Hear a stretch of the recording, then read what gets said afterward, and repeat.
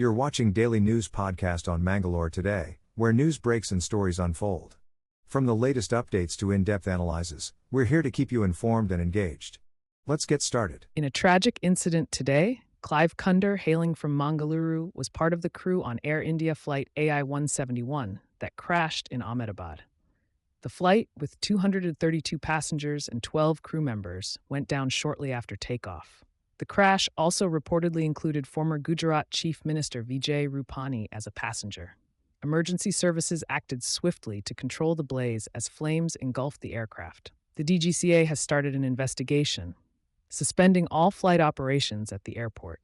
Among the crew were senior members Shraddha Dhawan and Aparna Mahadik. The cause of the crash is still unknown, as rescue operations are ongoing at the crash site. In the latest updates, Karnataka Assembly Speaker U.T. Khadder has condemned the recent incidents in Dakshina Kannada, labeling them as a black mark on the region.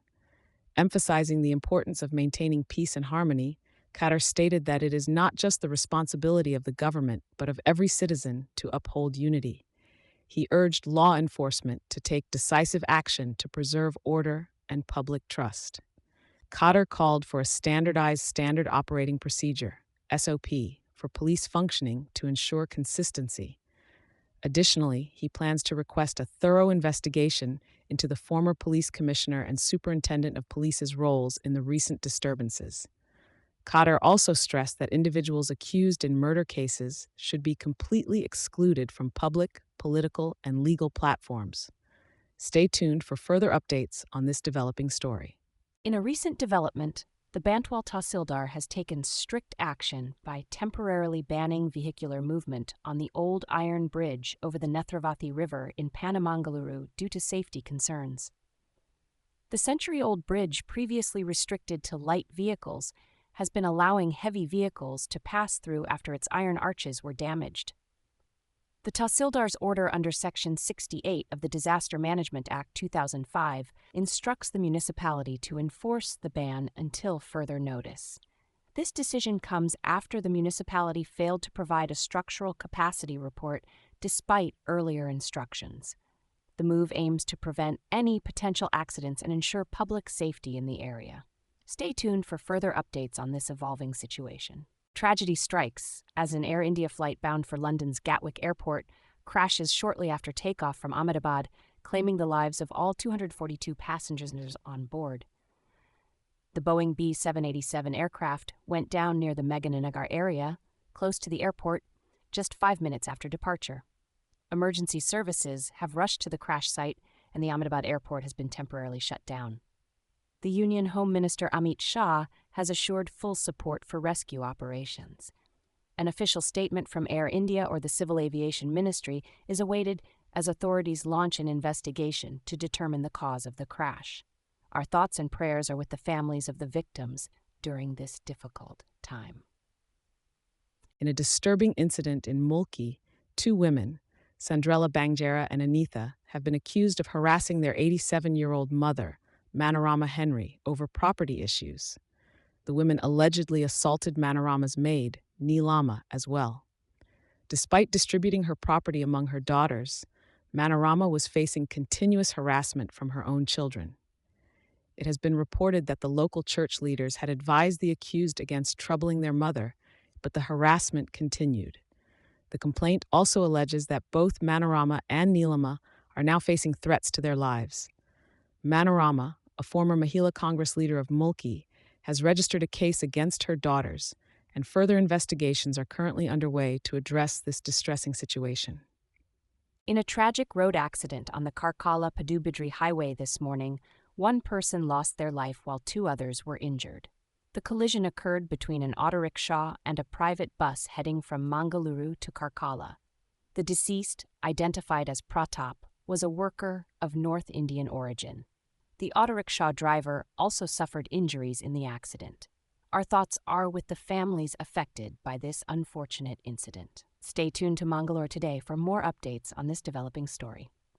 Renowned author, philanthropist, and Rajya Sabha member Sudha Murty has been honored with the prestigious Justice K.S. Hegde Charitable Foundation Award 2025 for her exceptional work in literature and social service. The award ceremony, held at the Nidhi Meenakshi Institute of Technology campus in Bengaluru, saw N. Vinaya Hegde and N. Santosh Hegde praising Murty's dedication to rural development and women empowerment. Murty, in her acceptance speech, emphasized the significance of societal contributions over material wealth, leaving the audience inspired. The award, presented by the foundation established to commemorate the legacy of K.S. Hegde, aims to acknowledge and celebrate individuals making noteworthy contributions to society. The event witnessed the presence of esteemed dignitaries, including Prof. Dr. M. Shantharam Shetty and Vishal Hegde of Nidhi deemed to be University. In a tragic incident today afternoon, an Air India flight crashed in Ahmedabad with 242 individuals on board, including passengers and crew. The aviation minister, Ram Mohan Naidu, has expressed shock and has activated all emergency response teams. The flight AI-171 was headed to London when it crashed shortly after takeoff.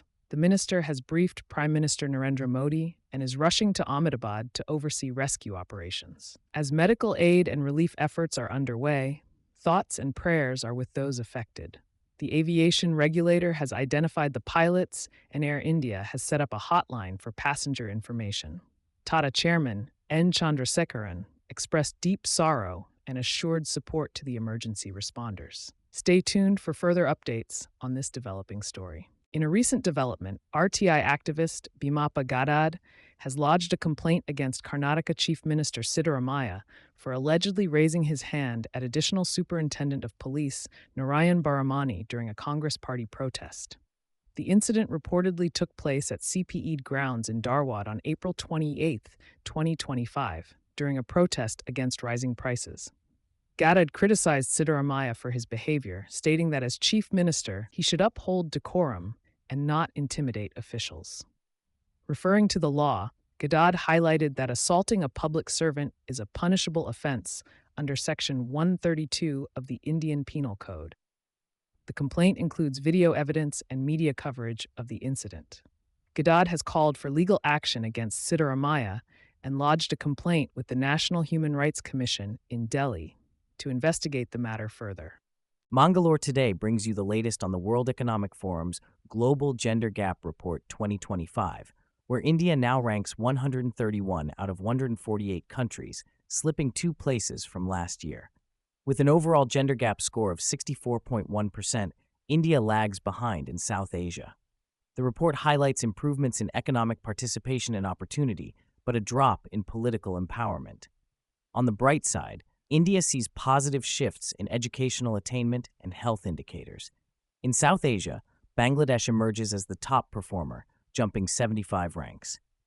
Despite global progress, full gender parity remains 123 years away. Iceland tops the rankings, emphasizing the importance of gender equality for economic growth. As we strive for a more inclusive society, let's work towards closing the gender gap and empowering women in all spheres of life. A tragic incident has unfolded near Ahmedabad Airport as a plane has crashed in Gujarat's Meghani area. The visuals of the crash site show thick smoke billowing into the air. The CNN News 18 report indicates that there were 130 people on board the ill-fated aircraft. Our thoughts are with the victims and their families during this difficult time. Stay tuned to Mangalore Today for further updates on this developing story. Ahmedabad Airport plane crash. In recent religious demographic findings, Islam has been identified as the fastest-growing religion globally, with the Muslim population increasing by a staggering 347 million in the past decade. Following closely, Christianity has seen a rise of 122 million adherents, making it the world's largest religious group. Surprisingly, a significant shift has been noted with nuns, or those with no religious affiliation, ranking as the third largest growing group, with their numbers climbing to 1.9 billion. Among these trends, Hindus have maintained a steady growth rate, with their population reaching 1.2 billion. Additionally, the study highlights the various age profiles within religious groups, with Muslims having the highest proportion of children under 15, showcasing the youthful demographics of certain regions.